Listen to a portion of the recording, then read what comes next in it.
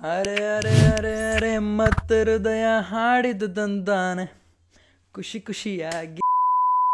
ನನ್ನ ಎಷ್ಟು ಜನ ನನ್ನ ಡ್ಯಾನ್ಸ್ ವೀಡಿಯೋಸ್ ಎಲ್ಲ ನೋಡ್ತಿರೋ ಗೊತ್ತಿಲ್ಲ.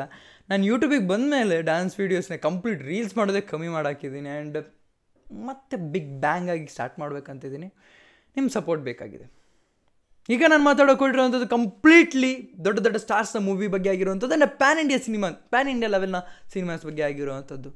ಸೊ ಗೈಸ್, ನಾನಂತೂ ಎಕ್ಸೈಟೆಡ್ ಆಗಿದ್ದೀನಿ.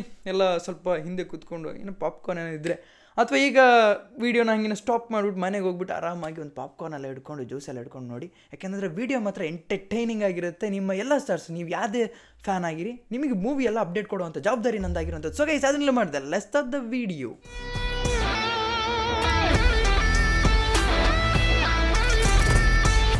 ಸೊ ಮೊದಲದಾಗಿ ಟಾಕ್ಸಿಕ್ ಕಾಸ್ಟಿಂಗ್ ಅಪ್ಡೇಟ್ ಬಗ್ಗೆನೇ ಮಾತಾಡ್ಕೊಬಿಡೋಣ ಅಂತ ಹೇಳ್ಬೋದು. ಓವರ್ ಆಲ್ ತುಂಬ ಜನ ಇದ್ದಾರೆ ಗುರು ಇದರಲ್ಲಿ. ಅಕ್ಷಯ್ ಒಬಿರಾಯ್ ಅವರು ರೀಸೆಂಟಾಗಿ ಆ್ಯಡ್ ಆಗಿರೋವಂಥದ್ದು ಒಂದು ಬಿಗ್ ನ್ಯೂಸ್ ಆಗಿರುವಂಥದ್ದು. ಯಾಕೆಂದರೆ ಇವರು ಆ್ಯಸ್ ಎ ಬ್ಯಾಶ್ ಆಗಿ ಫೈಟರ್ ಮೂವಿಲಿ ಆ್ಯಕ್ಟ್ ಮಾಡಿದರು. ನಮಗೆ ರೀಸೆಂಟಾಗಿ ಗೊತ್ತಿರೋವಂಥ ಮೂವಿ ಅದೇನೆ. ಸೊ ಇವರು ಲುಕ್ ವೈಸ್ ನನಗೆ ಗೊತ್ತಿರೋ ಹಂಗೇನೆ ಕಂಪ್ಲೀಟ್ಲಿ ಡೈರೆಕ್ಟರ್ನ ಯೋಚನೆ ಇರುವಂಥದ್ದು ಲುಕ್ಸ್ ವೈಸ್ನ ಸೆಲೆಕ್ಷನ್ ಮಾಡ್ಕೊತಾ ಇರೋವಂಥದ್ದು. ಯಾವ ರೀತಿ ಸೆಟ್ ಆಗ್ತಾರೆ ಅಂತ ಆ ಶಾರ್ಪ್ ಲುಕ್ಸಿನ ಇರೋವಂಥವ್ರನ್ನ ನೋಡಿ ಸೆಲೆಕ್ಷನ್ ಮಾಡ್ಕೊತಾ ಇದ್ದಾರೆ. ತುಂಬಾ ಖುಷಿ ಆಗ್ತಾಯಿದೆ ಕೂಡ. ಅಂದರೆ ಟಾಕ್ಸಿಕ್ ಮೂವಿ ಯಾವ ಲೆವೆಲಲ್ಲಿ ಹೊಟ್ಟಿದೆ ಅಂತ. ಆದರೆ ಎಸ್ ಸರ್, ನಮ್ಮ ಕನ್ನಡ ಇಂಡಸ್ಟ್ರಿ ಕೂಡ ಇದೆ ಸ್ವಲ್ಪ ಮತ್ತೆ ವಾಪಸ್ ಬಂದು ನಮ್ಮ ಕನ್ನಡ ಇಂಡಸ್ಟ್ರಿಗೆ ಸ್ವಲ್ಪ ಆಪರ್ಚುನಿಟೀಸ್ನ ಜಾಸ್ತಿ ಮಾಡಿ. ರಿಷಬ್ ಶೆಟ್ಟಿ ಅವರೀಗ ಹೇಗೆ ಅವರು ಬೆಳೆದ ಮೇಲೂ ಕೂಡ ಹೇಗೆ ಅವರ ಏನಂತಾರೆ ಅವರ ಅಂಡರಲ್ಲಿ ಎಷ್ಟೊಂದು ಪ್ರೊಡಕ್ಷನ್ಸ್ ಓಪನ್ ಆಗಿದೆಯಲ್ಲ, ಅದೇ ರೀತಿ ನಿಮ್ಮ ಒಂದು ಕೊಡುಗೆ ಕೂಡ ನಮಗೆ ಬೇಕಾಗಿದೆ. ನಮ್ಗೆ ಗೊತ್ತು ಆಲ್ರೆಡಿ ನೀವು ಕೊಟ್ಟಿರೋಂಥ ಕೊಡುಗೆ ಕರ್ನಾಟಕಕ್ಕೇನೆ ಲೈಕ್ ಒಂದು ಡ್ಯಾಮ್ನ ಕೂಡ ಕಟ್ಟಿಸ್ಕೊಟ್ಟಿದ್ದೀರಾ. ಇದೆಲ್ಲ ದೊಡ್ಡ ದೊಡ್ಡ ಕೊಡುಗೆನೇ ಆಗಿರುವಂಥ. ಅದರ ಫಿಲ್ಮ್ ಇಂಡಸ್ಟ್ರಿಗೂ ಕೂಡ ನಿಮ್ಮ ಒಂದು ಹೆಲ್ಪ್ ಬೇಕಾಗಿದೆ ಅಂತ ನನ್ನ ಕಡೆಯಿಂದ ಒಂದು ರಿಕ್ವೆಸ್ಟ್ ಆಗಿರುವಂಥದ್ದು. ಸೊ ಈಗ ವಿಷಯಕ್ಕೆ ಬಂದರೆ ಕಾಸ್ಟಿಂಗ್ ಬಗ್ಗೆ ಮಾತಾಡ್ತಿದ್ದೆ ನಾನು. ಅಕ್ಷಯ್ ಒಬಿರಾಯ್ ಅವರು ಆಗಿರುವಂಥದ್ದು. ಅದಲ್ಲದೆ ನಿಮಗೆಲ್ಲರಿಗೂ ಗೊತ್ತಿರೋ ಕರೀನಾ ಕಪೂರ್ ಅವರು ಬಿಟ್ಟಿದ್ದಾರೆ. ಯಾಕೆಂದರೆ ಇದು ಒಂದು ಮೇಜರ್ ಇಶ್ಯೂ ಏನಲ್ಲ. ಅವರ ಸಿಸ್ಟರಾಗಿ ಆ್ಯಕ್ಟ್ ಮಾಡ್ತಿದ್ದಾರೆ ಅಂತಂದಾಗ ಅವ್ರಿಗೇನು ಆಗಲಿಲ್ಲೋ ಗೊತ್ತಿಲ್ಲ. ಆದರೆ ಇರೋವಂಥದ್ದು ಅವ್ರ ಸ್ಕೆಡ್ಯೂಲ್ ಬೇರೆ ಇತ್ತು ಅನ್ನೋ ಕಾರಣಕ್ಕೋಸ್ಕರ, ಟಾಕ್ಸಿಕ್ಗೋಸ್ಕರ ಮ್ಯಾಚ್ ಆಗ್ತಿಲ್ಲ ಅನ್ನೋ ಕಾರಣಕ್ಕೋಸ್ಕರ ಅವರ ಬದಲಾಗಿ ಮೇ ಬಿ ನಯನ್ತಾರ ಅವರು ಆ್ಯಡ್ ಆಗಿರುವಂಥದ್ದು. ಬಟ್ ನಯನ್ತಾರ ಅವರು ಆಲ್ರೆಡಿ ಇದ್ದಾರೆ ಅನ್ನೋ ಒಂದು ಮಾತಿರುವಂಥದ್ದು. ನಯನ್ತಾರ ಇವ್ರ ಬದಿಗಲ್ಲ, ಆಲ್ರೆಡಿ ಇದ್ದಾರೆ ಅನ್ನೋ ಮಾತಿರುವಂಥದ್ದು. ಕೆ ಆರ್ ಅಡ್ವಾಣಿ ಅವರು ಫಸ್ಟಿಂದನೇ ಇದ್ದಾರೆ. ಅವರು ಆಲ್ರೆಡಿ ಸೆಟ್ಟಿಗೆ ಬಂದಿರೋದ್ರಿಂದ ಕನ್ಫರ್ಮ್ ಆಗಿರುವಂಥದ್ದು, ನನ್ನ ಕಡೆಯಿಂದ ಕನ್ಫರ್ಮ್ ಆಗಿ ಹೇಳೋಕ್ಕಾಗುವಂಥದ್ದು ಕೆ ಆರ್ ಅಡ್ವಾಣಿ ಅವರು ಇದ್ದಾರೆ ಅಂತ. ಅದಲ್ಲದೆ ಈಗ ಲೈಕ್ ನವಾಜುದ್ದೀನ್ ಸಿದ್ದಿಕಿ ಇವರೆಲ್ಲ ಎಕ್ಸ್ಪೆಕ್ಟೆಡ್ ಆ್ಯಕ್ಟರ್ಸ್ ಆಗಿರುವಂಥದ್ದು. ಟಾಕ್ಸಿಕ್ ಮೂವಿಗಲ್ದಲ್ಲಿ ನೀವು ಇನ್ಯಾವ ಮೂವಿಗೆ ತೊಗೊತೀರಾ? ನಾನು ಅದನ್ನೇ ಕ್ವಶನ್ ಮಾಡುವಂಥದ್ದು. ಆ್ಯಂಡ್ ನವಾಜುದ್ದೀನ್ ಸಿದ್ದಿಕಿ ಅವರು ಇದ್ದರೆ ಅಫ್ಕೋರ್ಸ್ ನಮ್ಮ ಕನ್ನಡಿಗರು ಕೂಡ ಇಷ್ಟಪಡ್ತಾರೆ. ಯಾಕೆಂದರೆ ಅವರ ಆ್ಯಕ್ಟಿಂಗ್ ಲೆವೆಲ್ ನೆಕ್ಸ್ಟ್ ಲೆವೆಲ್ ಇದೆ ಅಂತ ಎಲ್ಲರಿಗೂ ಕೂಡ ಗೊತ್ತಿರೋ ಹಾಗೆಯೇ ಆಲ್ರೆಡಿ ರಿಷಬ್ ಶೆಟ್ಟಿ ಅವರು ತುಂಬಾ ಹಂಬಲ್ ಆಗಿ ಒಂದು ಥಿಯೇಟರ್ ಆರ್ಟಿಸ್ಟ್ನ ಮೂಲಕ ಬಂದಿರುವಂಥ ಒಂದು ಆ್ಯಕ್ಟರ್ ಅಂತಲೂ ಒಪ್ಕೊಂಡಿರುವಂಥದ್ದು. ಸೊ ಅವ್ರ ಮಧ್ಯೆ ಇರುವಂಥ ಪ್ರೀತಿ ಹಂಗಿರುವಂಥದ್ದು. ಸೊ ನಾನಂತೂ ಥಿಯೇಟರ್ ಆರ್ಟಿಸ್ಟ್ಗಳಿಗೆಲ್ಲ ತುಂಬಾ ರೆಸ್ಪೆಕ್ಟ್ ಡಿಸರ್ವ್ ಮಾಡ್ತಾರೆ. ನೀವು ಸ್ಕ್ಯಾಮ್ 1992 ಮೂವಿಯ ಆ್ಯಕ್ಟರ್ ಏನು ನೋಡಿದ್ರಲ್ಲ, ಹೀರೋಯಿನ್ ನೋಡಿದ್ರಲ್ಲ, ಅವರು ಕೂಡ ಒಂದು ಥಿಯೇಟರ್ ಆರ್ಟಿಸ್ಟ್ ಆಗೇ ಬಂದಿರುವಂಥವ್ರು. ಸೊ ಅವರಿಗೆ ಸೆಟ್ ರೂಲ್ಸ್ ಆ್ಯಂಡ್ ರೆಗ್ಯುಲೇಷನ್ಸ್ ಅಥವಾ ಆ ಥರ ಏನಲ್ಲ. ಅವರು ಕಂಪ್ಲೀಟ್ಲಿ ಆರ್ಟಿಸ್ಟ್ ಅಂದರೆ ಹೇಗಿರಬೇಕು, ಓವರ್ ಆಲ್ ಎಕ್ಸ್ಪೀರಿಯನ್ಸ್, ಯಾವ ಒಂದು ಕಂಟೆಂಟ್ ಕೊಟ್ಟರು ಆ್ಯಕ್ಟ್ ಮಾಡಿ ತೋರಿಸೋವಂಥ ಕೆಪಬಿಲಿಟಿ ಇರುವಂಥವ್ರು. ಸೊ ನಾನು ಹೇಳೋದು ಓವರ್ ಆಲ್ ನಿಮಗೆ ಎಲ್ಲದನ್ನು ನಾಲೆಡ್ಜ್ನ ತಲೆಗೆ ತುಂಬ್ತಾ ಇದ್ದೀನಿ, ಕನ್ಫ್ಯೂಸ್ ಆಗಿ ಹೋಗ್ಬಿಡಿ. ಮಾತಾಡೋಕೊಟ್ಟಿರೋಂಥದ್ದು BRB ಸಿನಿಮಾ ಬಗ್ಗೆ. ನೋಡಿ, ನನಗಿಲ್ಲಿ ತೆಗೆಯುವಂಥ ಅವಶ್ಯಕತೆನೇ ಇರಲಿಲ್ಲ. ಮ್ಯಾಕ್ಸ್ ಅಪ್ಡೇಟ್ ಇದೆ ಗುರು, ಅದನ್ನು ಫಸ್ಟ್ ಹೇಳು, ಆ ಥರ ಇತ್ತು ನನ್ನ ಸಿಚುವೇಶನ್ನೇ, ಆ ಥರ ಇತ್ತು. BRB ಅಪ್ಡೇಟ್ ಬಗ್ಗೆ ನಾನು ಏನಕ್ಕೆ ಹೇಳ್ತಿದ್ದೀನಿ ಅಂತಂದರೆ, ಬಿಲ್ಲರಂಗ ಭಾಷಾ ಆ್ಯಸ್ ಎ ಕನ್ನಡಿಗನಾಗಿ ಕಲ್ಕಿ ಮೂವಿ ಬಂತಲ್ಲ, ಅದು ಯಾವುದ್ರದ್ದು ಫ್ಯೂಚರಿಸ್ಟಿಕ್ ಸಿನಿಮಾ ಆಗಿರುವಂಥದ್ದು. ಜಸ್ಟ್ ಇಮ್ಯಾಜಿನ್ ಮಾಡಿ, ಟೈಟಲ್ ಯಾವಾಗಲೂ ಕೊಟ್ಟಿದ್ದೀರಾ, 2 years ಆಗೋ ಕೊಟ್ಟಿದ್ದೀರಾ, ಸಿನಿಮಾ ಮಾಡಿ ಮುಗಿಸಾಕಿದ್ದಿದ್ರೆ ಇಷ್ಟೊತ್ತಿಗೆ ಹೆಂಗಿರ್ತಿತ್ತು ಕನ್ನಡ ಇಂಡಸ್ಟ್ರಿ. ನನಗೆ ಎಲ್ಲ ತಲೆ ಎತ್ತಿ ನೋಡ್ತಾಯಿದ್ರು. ನಿಮಗೆ ಅರ್ಥ ಆಗಲ್ಲ ಗೈಸ್ ನನ್ನ ಒಂದು ಕಷ್ಟ. ಈಗ ಒಂದು BRB ಲೇಟಾಗಿರೋ ಕಷ್ಟ ನನಗೆ ಮಾತ್ರ, ಆ್ಯಸ್ ಎ ಕನ್ನಡಿಗನಾಗ ನನಗೆ ಮಾತ್ರನೇ ಈ ಥರನಾ? ಅಥವಾ ಸುದೀಪ್ ಫ್ಯಾನ್ಸ್ ಅಂತೂ ಇರ್ತಾರೆ, ಅವ್ರು ವೆಯ್ಟ್ ಮಾಡ್ತಿರ್ತಾರೆ. ಅಫ್ಕೋರ್ಸ್ ನೀವು ವೆಯ್ಟ್ ಮಾಡ್ತಿರ್ತೀರ. ಆದರೆ ಆ್ಯಸ್ ಎ ಸುದೀಪ್ ಫ್ಯಾನ್ ಆಗಲ್ಲ ನಾನು ಮಾತಾಡ್ತಿರುವಂಥದ್ದು. ಆ್ಯಸ್ ಎ ಸಿನಿಮಾ ಫ್ಯಾನ್ ಆಗಿ BRB ಅನ್ನೋ ಒಂದು ಸಿನಿಮಾ ಇದೆಯಲ್ಲ, ಬಿಲ್ಲರಂಗ ಭಾಷಾ ಅನ್ನೋ ಸಿನಿಮಾ ಏನಿದೆಯಲ್ಲ, ನನಗೆ ತುಂಬ ಇಂಪಾರ್ಟೆಂಟ್ ಆಗಿತ್ತು. ನನಗೆ ಅಂತಂದರೆ ಆ್ಯಸ್ ಎ ಕನ್ನಡಿಗನಾಗ ನನಗೆ ತುಂಬ ಇಂಪಾರ್ಟೆಂಟ್ ಆಗಿತ್ತು. ಕಲ್ಕಿ ಮುಂದೆ ತೋರಿಸೋದಕ್ಕೋಸ್ಕರ. ಕಲ್ಕಿ ಮುಂದೆ ಅಫ್ಕೋರ್ಸ್ ಕಲ್ಕಿ ಒಂದು ಬೆಸ್ಟ್ ಮೂವಿಯಾಗಿ ಹೊರಬಂದಿದೆ. ಯಾಕೆ ಅಂತಂದರೆ ಕ್ರಿಯೇಷನ್ ಮೇಲೆ, ಅಥವಾ ಆ ಒಂದು ಚಿಕ್ಕ ಚಿಕ್ಕ ಮಹಾಭಾರತದ ಒಂದು ಗ್ಲಿಮ್ಸ್ನ ಕೊಡ್ತಾ ಹೋಗ್ತಾರಲ್ಲ, ದಟ್ಸ್ ವಾಸ್ ಅಮೇಝಿಂಗ್, ಫ್ಯಾಂಟಾಸ್ಟಿಕ್ ಅಂತಲೇ ಹೇಳ್ಬೋದು. ಸೊ ನಾನು BRBನೂ ಕೂಡ ಅಷ್ಟೇ. ನಾನು ನಿಮಗೆ ಲಾಸ್ಟ್ ಟೈಮ್ ಹೇಳಿದಾಗೇ ಕ್ರಿಯೇಷನ್ ನಾನು ಬ್ಲೈಂಡಾಗಿ ಟ್ರಸ್ಟ್ ಮಾಡ್ತೀನಿ ಭಂಡಾರಿ ಅವ್ರನ್ನ. ಯಾಕೆ ಅಂತಂದರೆ ಅವರ ಒಂದು ಸಿನಿಮ್ಯಾಟಿಕ್ ಎಕ್ಸ್ಪೀರಿಯನ್ಸ್ ಮೇಲೆ, ಕತೆ ಮೇಲಲ್ಲ. ಸೊ ಆ ಸಿನಿಮ್ಯಾಟಿಕ್ ಎಕ್ಸ್ಪೀರಿಯನ್ಸ್ ವಿಕ್ರಾಂತ್ ರೋಣ ಒಂದು ಪ್ರೈಡ್ ತಂದಿದೆ ಸಿನಿಮ್ಯಾಟಿಕ್ ಎಕ್ಸ್ಪೀರಿಯನ್ಸ್ ಬಗ್ಗೆ, ಕತೆ ಬಗ್ಗೆ ಅಲ್ಲ, ಸಾರಿ.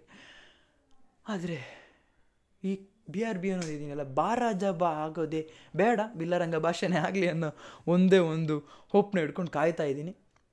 ನಿಮಗೇನು ಅನ್ಸುತ್ತೆ ದಯವಿಟ್ಟು ಕಮೆಂಟ್ ಸೆಕ್ಷನ್ ತಿಳಿಸಿ.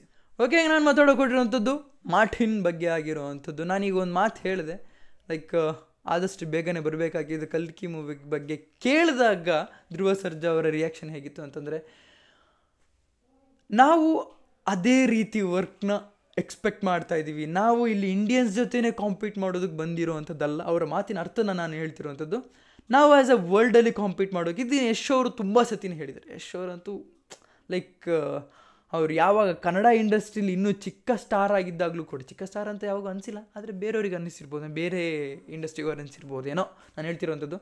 ಆವಾಗಲೂ ಕೂಡ ಅವ್ರು ಕನಸಿದ್ದಿದ್ದು ಹಾಲಿವುಡ್ನ ಬೀಟ್ ಮಾಡಬೇಕು ಅನ್ನೋದು. ಅರ್ಥ ಆಯ್ತಾ? ಸೊ ಧ್ರುವ ಸರ್ಜಾ ಅವರು ಈಗ ಒಂದು ಸ್ಟ್ಯಾಂಡ್ನ ತೊಗೊಂಡಿದ್ದಾರಲ್ಲ, ಅದು ಖುಷಿಯಾಗುತ್ತೆ ಅಂತಲೇ ಹೇಳ್ಬೋದು. ಆ್ಯಂಡ್ ಅವ್ರ ಮಾತುಗಳ ರೀತಿಯೇ ಅರ್ಥ ಆಗಿದೆ. ಬಟ್ ನಾನು ಎಕ್ಸ್ಪೆಕ್ಟ್ ಮಾಡ್ತಿರೋಂಥದ್ದು ಟ್ರೈಲರ್ 2 ಅಲ್ಲಿ ಕನ್ನಡ ಟ್ರೈಲರ್ ಆಗಿರುವಂಥದ್ದು, ಅದ್ರ ಜೊತೆಗೆ ಸೌತ್ ಇಂಡಿಯನ್ಸ್ನ ಎಲ್ಲ ಲ್ಯಾಂಗ್ವೇಜಸ್ನೂ ಕೂಡ ಕವರ್ ಆಗುತ್ತೆ ಅಂತ ಎಕ್ಸ್ಪೆಕ್ಟ್ ಮಾಡ್ತೀನಿ. ಅಫ್ಕೋರ್ಸ್ ಆಗುತ್ತೆ, ಯಾಕಂದರೆ ಟ್ರೈಲರ್ 1 ಅಲ್ಲಿ ಇರಲಿಲ್ಲ, ಟ್ರೈಲರ್ 2 ಅಲ್ಲಾದರೂ ಕೊಡಲಿಲ್ಲ ಅಂತಂದರೆ ತುಂಬಾ ಬೇಜಾರಾಗುತ್ತೆ ಅಂತಲೇ ಹೇಳ್ಬೋದು. And mainly cinematography wise, BGM wise ಅದ್ಭುತವಾಗಿ ಬಂದಿದೆ. ಆ್ಯಂಡ್ ಎಲ್ಲ ಆ್ಯಕ್ಟರ್ಸ್ ನೀವೆಲ್ಲ ಆಲ್ರೆಡಿ ನೋಡಿದ್ದೀರ, ಎಲ್ಲರನ್ನೂ ಆಚೆಯಿಂದ ಕರೆಸಿದಂಥ ಫೈಟರ್ಸ್ ಆಗಿರುವಂಥದ್ದು. ಆ್ಯಂಡ್ ಫೈಟರ್ಸ್ ಎಲ್ಲ ಅದ್ಭುತವಾಗಿ ಎಂಜಾಯ್ ಮಾಡ್ತಾಯಿದ್ರು ಧ್ರುವ ಸರ್ಜಾ ಅವ್ರ ಜೊತೆ ಅಂತಲೇ. ಅವ್ರು ಹೇಳ್ತಾರಲ್ಲ ಒಂದು ಜೈ ಆಂಜನೇಯ ಅಂತ, ಆ ರೀತಿ ಎಂಜಾಯ್ನ, ಆ ಒಂದು ವೈಬ್ನ ಹಿಡ್ಕೊಂಡು ಎಂಜಾಯ್ ಮಾಡುವಂಥ ಸಿಚುವೇಶನ್ ಆಗಿರುವಂಥದ್ದು. ಈ ಸೆಟ್ ಬಗ್ಗೆ ಮಾತಾಡ್ತಿರೋವಂಥದ್ದು.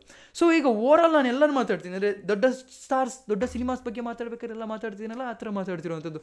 ನಾನು ಯಾವುದೇ ವೀಡಿಯೋಗೂ ಸ್ಕ್ರಿಪ್ಟ್ ಮಾಡ್ಕೊಂಡು ಮಾತಾಡೋಂಥದ್ದಲ್ಲ, ಮನಸ್ಸಲ್ಲಿ ಏನಿರುತ್ತೆ ಅದನ್ನು ನಿಮ್ಮ ಮುಂದೆ ಹಾಕ್ತಾ ಇರ್ತೀನಿ. ಈಗ ಮಾರ್ಟಿನ್ ಬಗ್ಗೆಯೂ ಕೂಡ ಅಷ್ಟೇ ಎಕ್ಸ್ಪೆಕ್ಟೇಷನ್ ಇದೆ. ನಾನು ಹೇಳ್ತಿದ್ದೀನಲ್ಲ, ರೆಂಡರಿಂಗ್ ಮೇಲೆ ಆದಷ್ಟು ರೆಂಡರಿಂಗ್ ಮಾಡ್ಕೊಂಡು ಬನ್ನಿ.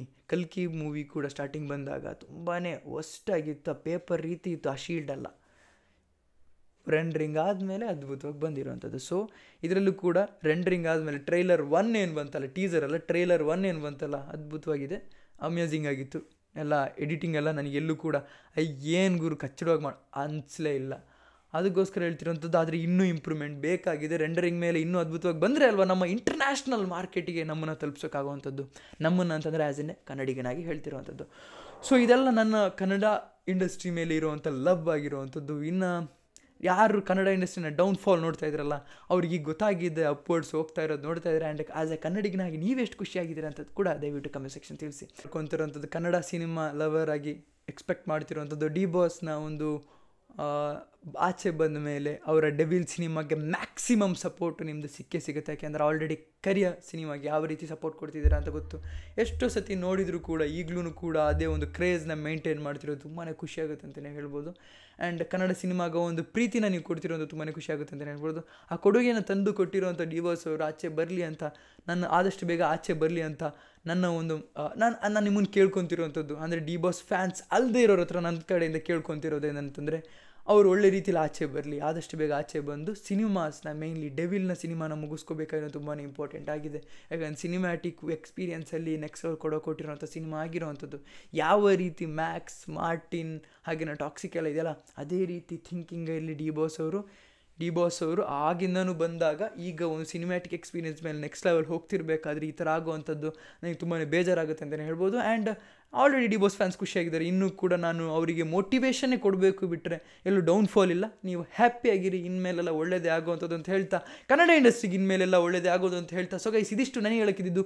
ನಿಮಗೇನು ಅನ್ಸುತ್ತೆ ದಯವಿಟ್ಟು ಕಮೆಂಟ್ ಸೆಕ್ಷನ್ ತಿಳಿಸಿ ಅಂತ ಹೇಳ್ತಾ, ನಿಮ್ಮ ಮ್ಯಾಕ್ಸಿಮಮ್ ಸಪೋರ್ಟ್ ನನಗೆ ಬೇಕಾಗಿದೆ. ಯಾಕೆಂದರೆ ಬ್ಯಾಕ್ ಟು ಬ್ಯಾಕ್ ವೀಡಿಯೋಸ್ ಹಾಕೋದಕ್ಕೆ ನಾನು ಡಿಸೈಡ್ ಆಗಿದ್ದೀನಿ ಅಂತ ಹೇಳ್ಬೋದು.